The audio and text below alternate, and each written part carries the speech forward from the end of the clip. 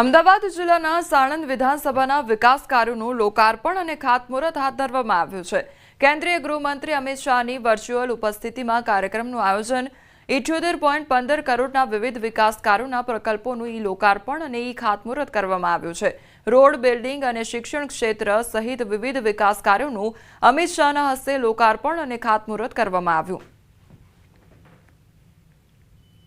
આદરણીય અમિતભાઈ શાહ સાહેબ દ્વારા દિલ્હીથી વર્ચ્યુઅલી મારફતે સાણંદ વિધાનસભા વિસ્તારના વિવિધ અલગ અલગ પ્રકારના કામોનું ખાતમુહૂર્ત, ખાતમુહૂર્ત અને લોકાર્પણ થયા છે। સાણંદ તાલુકાના જે ગામડાઓ હોય એ ગામડાઓના જે રીસર્ફેસના રોડો હોય એ સાણંદ તાલુકા અને બાવળા તાલુકાના જેટલા પણ રીસર્ફેસ રોડો છે એ રીસર્ફેસ રોડોનું પણ આજે ખાતમુહૂર્ત અને લોકાર્પણનું કામ આજે થયું છે।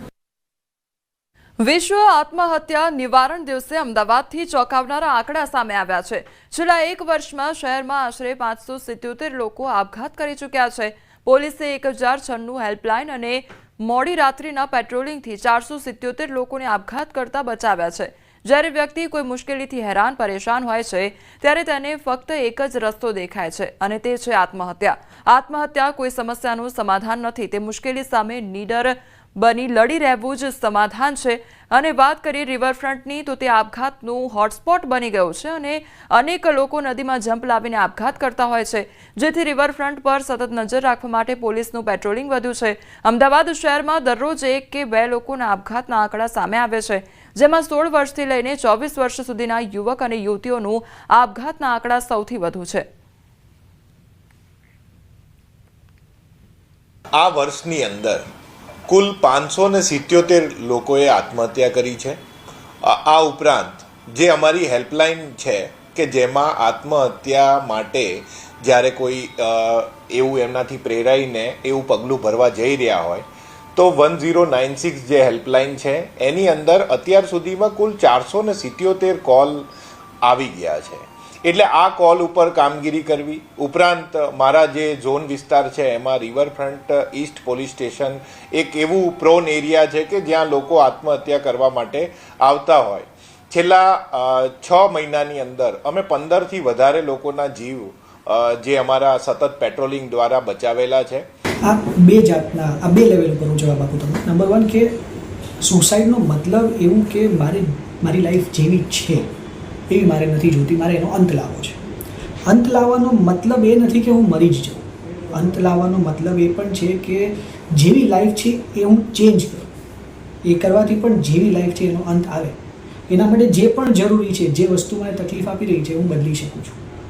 મૃત્યુ એક એવી વસ્તુ છે કે જે છેલ્લામાં છેલ્લું બીજી કોઈ જ વસ્તુ બધું જ ચેન્જ કર્યા પછી પણ મને સારું નથી લાગી રહ્યું ત્યારે એવો વિચાર કદાચ આવે, પણ એ પહેલાં સીધા ત્યાં સુધી પહોંચી જવું અને એવું માનીને કે બિકોઝ મેં વિચાર્યું આનો કોઈ રસ્તો નથી એટલે નહીં જ હોય, એ પણ ખોટું।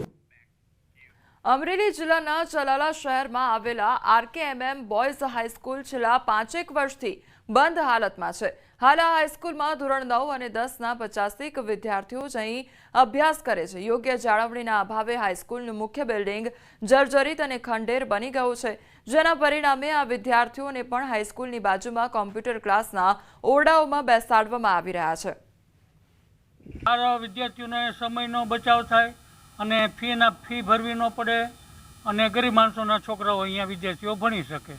ત્યારે અમારા ચલાલાના વિદ્યાર્થીઓ બહાર ભણવા જાય છે। એક વખત 20 વર્ષ પહેલાં ચલાલામાં 25 ગામના લોકો અહીં ભણવા આવતા છોકરાઓ, બરાબર। અત્યારે અમુકના અહીંના છોકરા બહાર જાય છે। ધારાસભ્ય, સંસદ સભ્ય એની ગ્રાન્ટમાંથી નવી હાઈસ્કૂલ ચલાલાને આપે એવી અમારી માંગ છે કે અત્યારે આરકેએમ હાઈસ્કૂલ મેન્ટેનન્સ ન થવાના કારણે ભંગાર હાલતમાં ઊભી છે, જર્જરિત બની ગઈ છે। કોઈ વિદ્યાર્થી આ સ્કૂલમાં ઓરડામાં બેસી અને અભ્યાસ લઈ શકે એવી પરિસ્થિતિ